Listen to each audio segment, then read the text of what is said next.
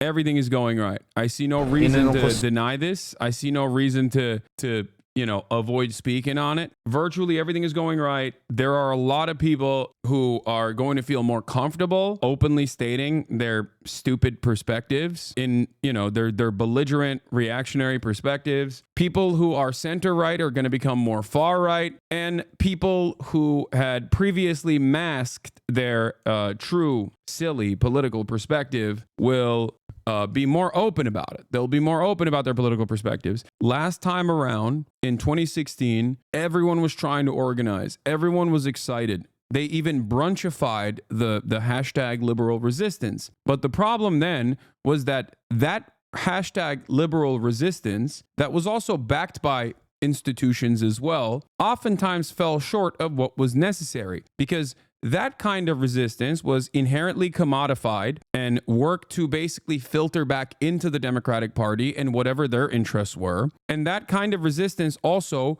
almost entirely revolved around the boundaries that the Democratic Party had presented. And what I mean by this is that it was not inherently anti-capitalist, and it was maybe at most, in its most radical form, was usually revolving around identity markers. It rarely ever had class analysis. It was not a real resistance against the proto-fascist administration of Donald Trump. Stop hating Dems, bro. That's not what I'm not hating on Democrats right now. I don't think you understand what I'm saying. The Democratic Party is separate from the Democratic Party's base of support. I have a firm and committed belief that many liberals that, vote for the Democratic Party and never really think about it, many of these liberals, I think, they would be easily on board with significantly more quote unquote radical politics if they were presented with it. With the exception of certain initiatives that were taken in this time frame, most of the resistance, or the broad majority of the resistance, came from liberal media, which commodified said resistance against proto-fascism, but also pacified it. I don't think it's going to happen this time around, because people are inevitably going to look for alternatives. They're going to look for alternative ways of thinking. They're going to look for alternative ways of organizing. And it does kind of seem like the media apparatus and the organizations that previously were tasked with defending some of the marginalized people and the processes that the Trump administration will enact, the awful cruelty that the Trump administration will enact, they've kind of also dropped the ball. Can you provide an example of commodification? Yes, a great example of commodification is what happened with Black Lives Matter. The Black Lives Matter movement was a radical one. It was a decentralized movement. It was built out of activists on the streets who truly were being impacted by the disproportionate targeting of police, and their demands were seen as far too radical, far too disruptive. And under the Obama administration, Black Lives Matter was kind of like the Gaza situation under Joe Biden. Liberals hated Black Lives Matter. Black Lives Matter. Obama straight up said that the Black Lives Matter people were thugs. Okay, I still remember the Pod Johns apologizing under the Trump administration, the first Trump administration, that Black Lives Matter was actually a good thing, and they were wrong initially in their assessment of BLM. But what happened under the Trump administration? This inherently radical, decentralized movement basically got packaged up and commodified, where you had Walmart and numerous other mega corporations offering aesthetic support to BLM. TikTokers who would vote for Donald Trump later down the line were throwing up the black fist on their TikTok profiles. It became a commodity. It became a thing that everyone could say. It became a thing that everyone was on board with, and it was substanceless. Ultimately, the demands being made by these activists were valid. They were moral, they were valid, they made sense. They wanted to spend more money on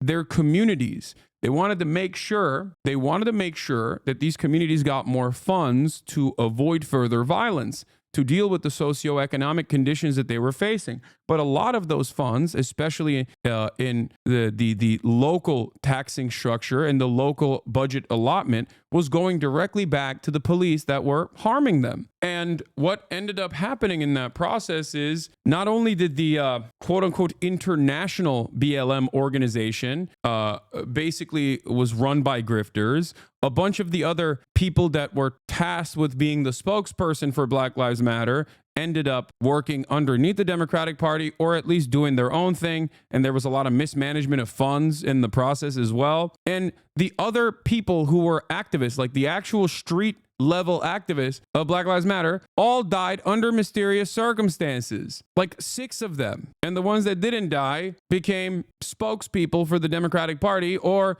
had their own fallout internally. And the international organization of BLM basically turned into the International Organization of Black Lives Matter, turned into this meme that mismanagement of funds. That's funny. Yeah, no, I'm being very charitable here. No, it was grift. It was grifting. Okay. People took funds and spent it on their own personal nonsense. And the International Black Lives Matter organization is basically a grift operation that's like pro-Israel now, but also simultaneously constantly getting cooked by regulators for also doing charity fraud. So my point is, that's a perfect example of the commodification of a otherwise initially radical movement. That's number one. Number two, what else happened? Not only was it diluted, but the entire movement was turned into a joke ultimately, even though the demands initially were just. But it turned into a joke, and it turned into a call sign for the reactionary right to basically say, you guys are bad.